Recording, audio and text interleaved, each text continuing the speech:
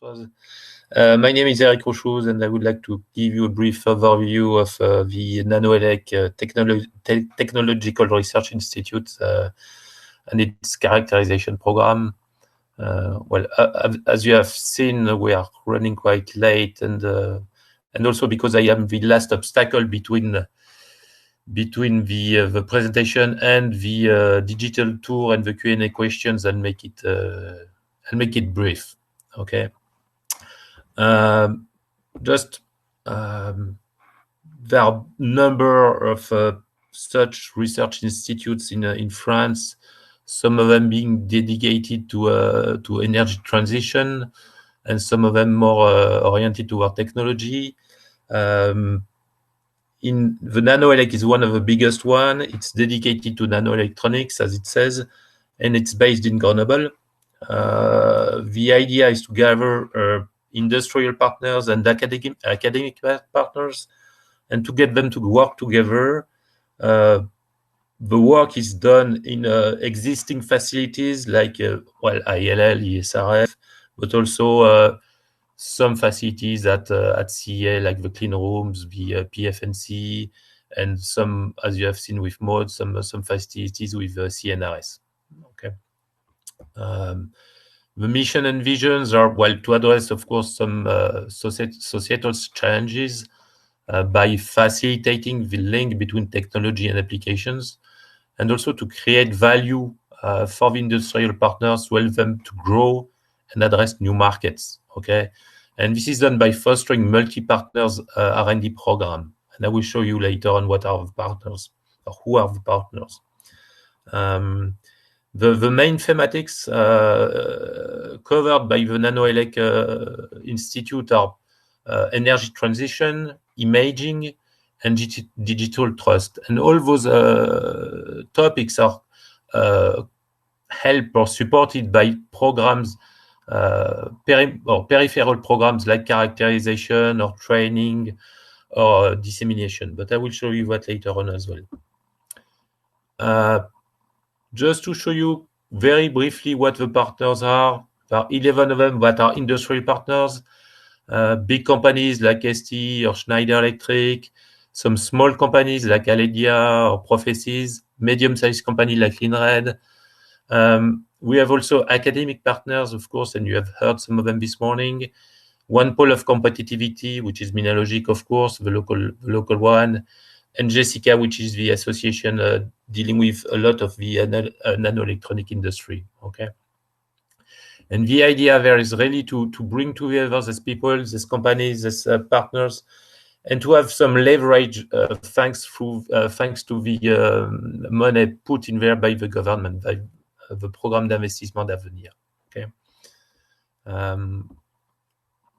Moving on, trying to go very fast. Those are the programs currently existing in the NanoElec Institute. So we have on top the dissemination program, which is dedicated to supporting the small companies, supporting small projects with startups, but also the System Lab trying to pool resources of a few key partners to try to get them together, doing pre-competitive analysis and work. We have an education training program right there in gray.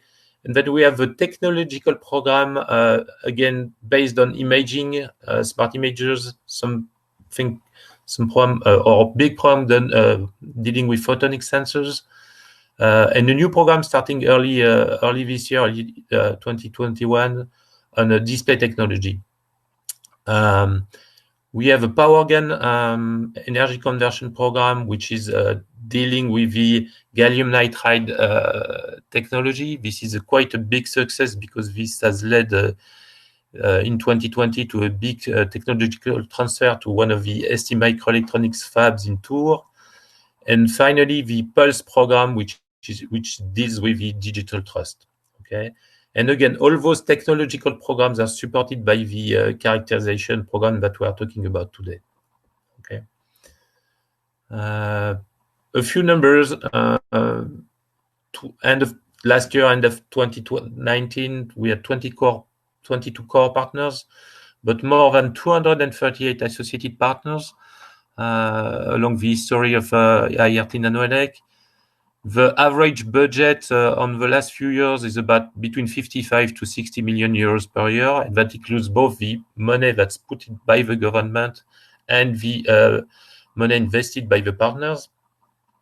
A lot of people working are dedicated to the work on these programs.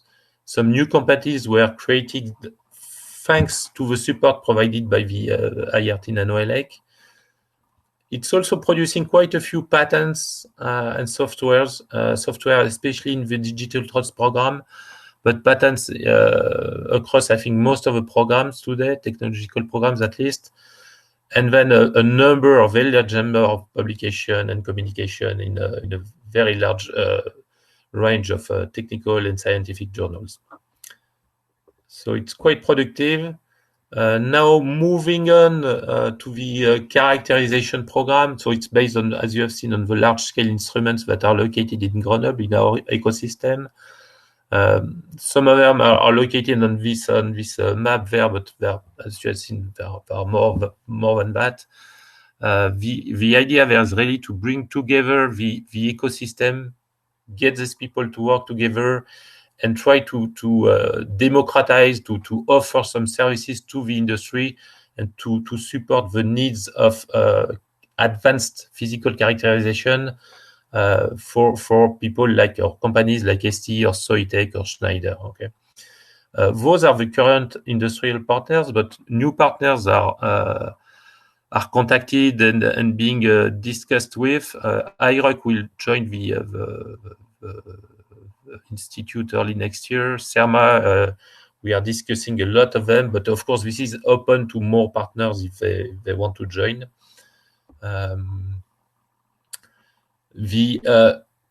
Well, I'm not going to cover this because you have seen we have two legs to this characterization program. One is the advanced physical characterization, and one is the irradiation competence centers that we want to build over the coming years. This is going to add quite a few key features and competencies to the program we have today. So again, we are bringing people together and get them to work together. This slide I borrowed from Ennio.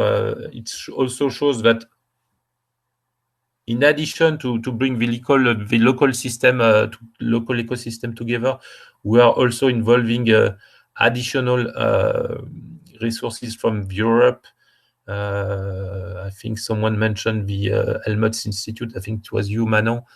And more European programs are also adding some value to this work we are doing together. Okay. And finally, sorry, I'm moving very fast, but I don't want to spend too much time on it. The PACG, which is basically the offer that's oriented toward the industry, offers a very large range of possibilities. It's an open system, it's collaborative system, and again we are going to add the irradiation studies very shortly to this very large offer